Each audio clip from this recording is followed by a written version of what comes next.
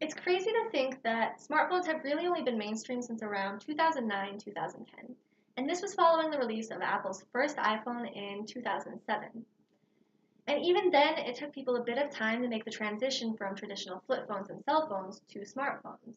But I think it's safe to say that at this point, most of us probably don't know too many people walking around with a flip phone anymore.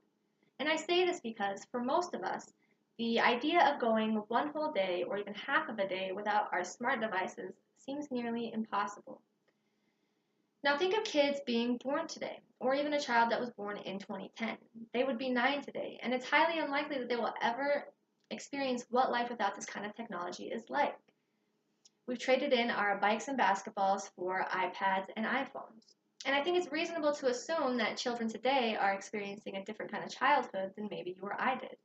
My name is Alex, and I'm not here today to tell you that technology ruins childhoods. My major is technology focused, and I truly believe that the advancements we have made with technology have improved our daily lives immensely. But that's not to say that when it comes to children and technology, we have been using it responsibly. And for these first generations of kids who are experiencing this technology from birth, I think we need to discuss how technology can be used in a more productive, positive way. As our technology advances, so do the capabilities of our smart devices. And it's no surprise that most kids have at some point in their young lives interacted with a tablet, a PC, or a smartphone. Common Sense Media reports that 42% of children aged 8 or younger have their own tablet devices, and that's in the United States. And this has become a convenient way for parents to keep their children occupied for a couple of minutes or even a couple of hours. But that's where the problem begins.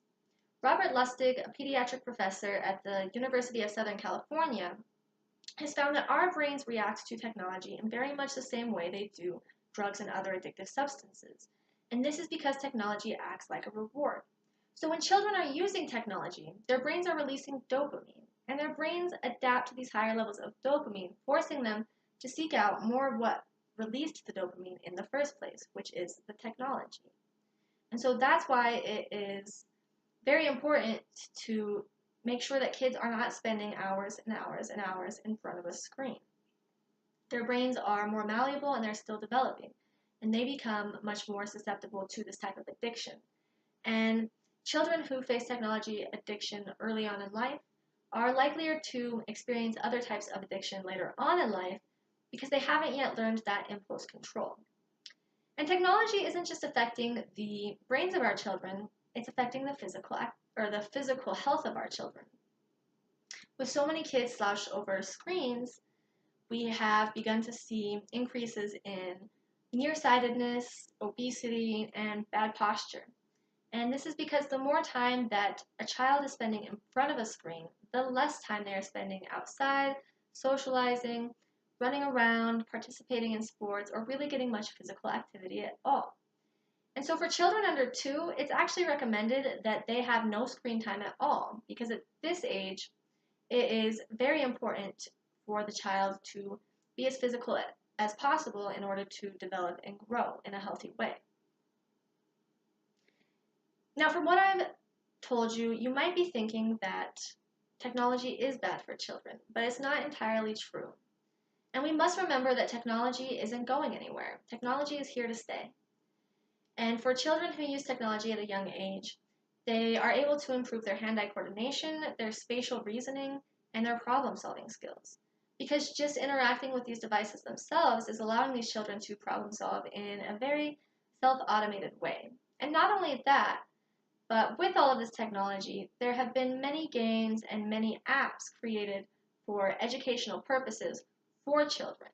And so today's children have so much more knowledge and a wealth of information at their fingertips, more so than you or I did as children. But what we need to take into consideration is how much time children are spending in front of these screens.